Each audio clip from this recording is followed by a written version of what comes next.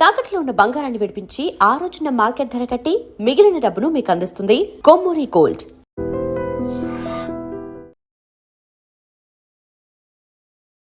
నమస్తే. ముందుగా ప్రేక్షకులందరికీ శ్రీ పరాభవనామ సంవత్సర ఉగాది శుభాకాంక్షలు.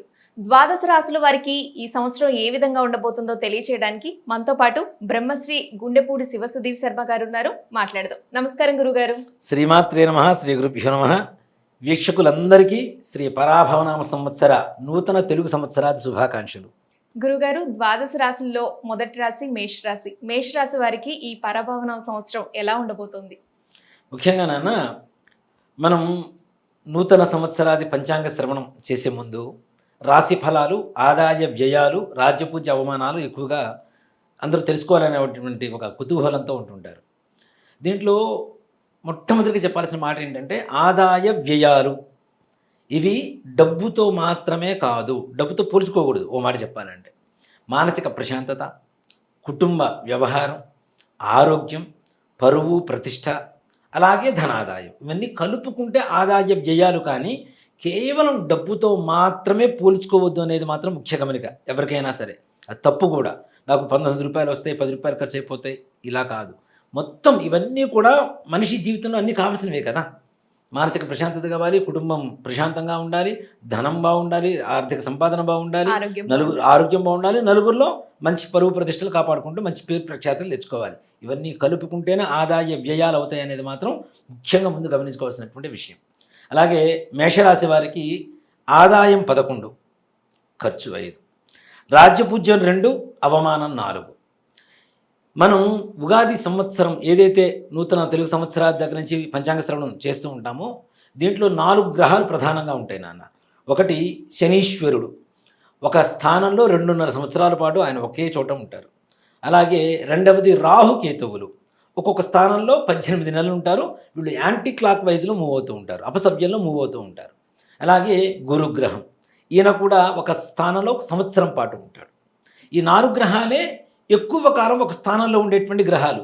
మిగిలినవన్నీ కూడాను నెలలు, రోజుల్లోనే మార్పులు జరుగుతూ ఉంటాయి. కాబట్టి వాటి ప్రభావం కంటే ఈ 4 గ్రహాల ప్రభావం ఎక్కువగా మనిషి మీద కలగడానికి అవకాశం ఉంటూ ఉంటుంది.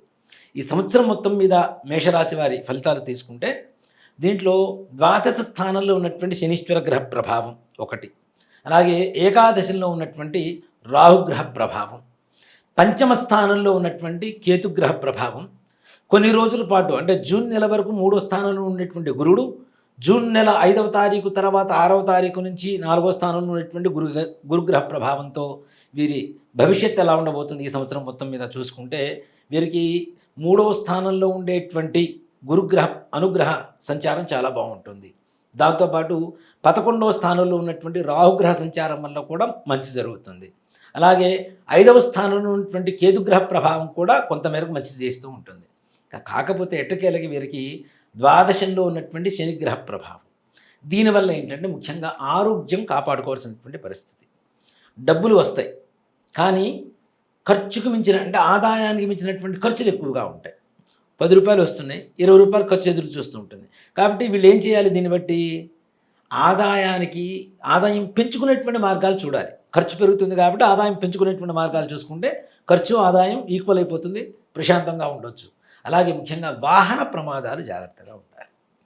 అలాగే అవమానాలు, అవసరం లేనటువంటి విషయాల్లో మనం తలదూరుస్తూ ఉంటే వాటి వల్ల లేనిపోని అవమానాలు, చులకనవ్వటం, పరువు పోవటం, నష్టం వాటిల్లటం పరువుకి, ఇట్లాంటివి జరిగేటువంటి పరిస్థితులు ఎక్కువ కనబడుతున్నాయి. కానీ ఏదేమైనా వీళ్ళు అనుకున్నటువంటి సమయానికి పనులు మాత్రం సకాలంలో పూర్తవుతూ ఉంటాయి. చాలా వరకు కూడా కొంచెం తటపటాయిస్తున్న అటు ఇటుగా ఏదేమైనా సరే చక్కగా ముందుకు వెళ్తూ ఉంటాయి. కార్యక్రమాలు పూర్తి చేసుకున్నాం అనేటువంటి ఒక సంతృప్తికరమైనటువంటి జీవితాన్ని ఈ సంవత్సరం వీళ్ళు అనుభవిస్తారు. దాంట్లో ఏమాత్రం కూడా సంశయం లేదు. అయితే గురువుగారు, వ్యాపారస్తులకి ఉద్యోగస్తులకి ఏ విధంగా ఉండబోతోంది? వ్యాపారస్తులకి వీళ్ళకి నిల్వ ఉంచుకున్నటువంటి ధనం ఏదైతే ధాన్యం ఉందో తద్వారా మంచి లాభాలు చేకూరుతున్నాయి. ముఖ్యంగా వెండి, బంగారం, ఇత్తడి, రాగి, కంచు, ఇనుము అంటే లోహాలకు సంబంధించినటువంటి వ్యాపారస్తులకి మంచి లాభం తెచ్చిపెట్టేటువంటి పరిస్థితులు ఉన్నాయి. అలాగే కిరాణా స్టోర్స్, మనకి పప్పు ధాన్యాలు, నూనెలు ఇట్లాంటివి ఏవైతే ఉంటాయో వీళ్ళకు కూడా విశేషమైనటువంటి ధనయోగం కలగబోతుంది.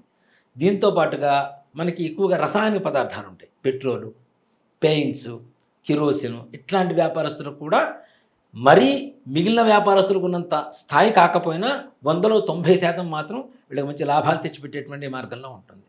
ఉద్యోగస్తుల విషయానికి వస్తే ట్రాన్స్ఫర్స్ జరగడానికి అవకాశం ఉంటుంది, బదిలీలు జరగడానికి అవకాశం ఉంటుంది. అది కూడాను ప్రమోషన్స్తో కూడుకున్నటువంటి ట్రాన్స్ఫర్స్ జరుగుతాయి వీళ్ళకి. దాంతోపాటుగా ముఖ్యంగా ఆరోగ్యము, తొందరపాటుతనం తగ్గించుకోవడము, అలాగే వాహన ప్రమాదాలు, వీటిల్లో మాత్రం చాలా జాగ్రత్త వహించాల్సినటువంటి పరిస్థితి ఉంటుంది. అలాగే రైతులకు ఏ విధంగా ఉండబోతుంది గురుగారు? ఇక్కడ రైతులు అంటే ఇంకోటి కూడా కలిసి చెప్పొచ్చు నాన్న, రియల్ ఎస్టేట్ వ్యాపారం. ఎందుకంటే రెండు భూమికి సంబంధించినటువంటివి కాబట్టి రైతులకి పర్లేదు. ఒకటవ పంట కంటే రెండవ పంట, 2 పంటలు వేస్తుంటారు రైతులు ఎప్పుడూ కూడాను. ఈ రెండవ పంట మంచి లాభాన్ని తెచ్చిపెడుతుంది. మొదటి పంటలో ఉండేటువంటి నష్టాన్ని కూడా అది భర్తీ చేసేటువంటి పరిస్థితుల్లో రెండో పంట ఉంటుంది. దానివల్ల బాగానే ఉంటుంది, దానికి ఏం ప్రాబ్లం లేదు. అలాగే రియల్ ఎస్టేట్ వ్యాపారస్తులు వీళ్ళు మాత్రం కొంచెం ఆచితూచి అడుగు వేయాల్సినటువంటి పరిస్థితి. దేనికంటే వీళ్ళు కొత్త వెంచర్లు, కొత్త ప్రాజెక్టులు స్టార్ట్ చేయటం, దాంట్లో కొంతవరకు ప్లాట్స్ అవి అమ్ముడుపోక ఇబ్బంది పడటం, తెచ్చినటువంటి పెట్టుబడి ఏదైతే బయట నుంచి తీసుకొచ్చి పెడుతుంటారో వాటికి వడ్డీలు అవి కట్టుకోవాల్సిన పరిస్థితి ఉంటుంది. కాబట్టి కొంచెం ఆచితూచి అడుగు వేయడం అనేటువంటిది మంచిది. అయితే కళారంగం వారికి ఏ విధంగా ఉండబోతుంది? సినీ పరిశ్రమ వాళ్ళలో, టీవీ పరిశ్రమ, కళారంగం అంటే కళాకారులు కావచ్చు, ఈ టెక్నీషియన్స్ ఉంటారు, సాంకేతిక నిపుణులు ఉంటారు, డైరెక్టర్సు, రైటర్సు, మ్యూజిక్ డైరెక్టర్స్, ఇట్లాంటి వాళ్ళకి వీళ్ళందరికీ చాలా బాగుండబోతుంది నాన్న, ఏమాత్రం కూడా సంశయం లేదు. కాకపోతే నిర్మాతలు మాత్రం చాలా జాగ్రత్తగా అడుగు వేయాలి ఆలోచించి. ఎక్కువ అంటే అనుకున్న దానికంటే ఎక్కువ పెట్టుబడులు పెట్టి నష్టపోయేటువంటి అవకాశం మేషరాశి వాళ్ళకి ఎక్కువ కనబడుతుంది. కాబట్టి పరాభవ సంవత్సరం కాస్త ప్రశాంతంగా కొంచెం దూరంగా ఉండడం అనేటువంటిది సూచించదగినటువంటి విషయం.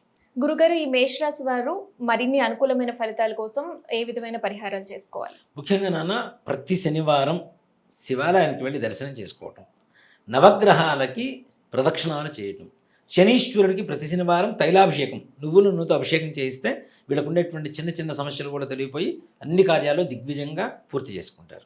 ధన్యవాదాలు గురుగారు. శ్రీమాత్రే నమః. శ్రీ గురుభ్యో నమః. తవ్వండి, తవ్వుతూనే శివలింగం. పరమాత్మకు జీవా సరే, దాన్ని అట్లా కప్పేసేయండి, చూపించదండి. Krishna is there. మూర్తి పూజ కాదు, సాక్షాత్ బ్రజేంద్ర నందన భగవాన్ ఉన్నారు మూర్తిలో. ఏమీ ఆశించకుండా ఆరాధించే వాళ్ళు కూడా ఉన్నారా ప్రభుజీ? నిజమైన భక్తి అంటే మనకు తెలియదు కాబట్టి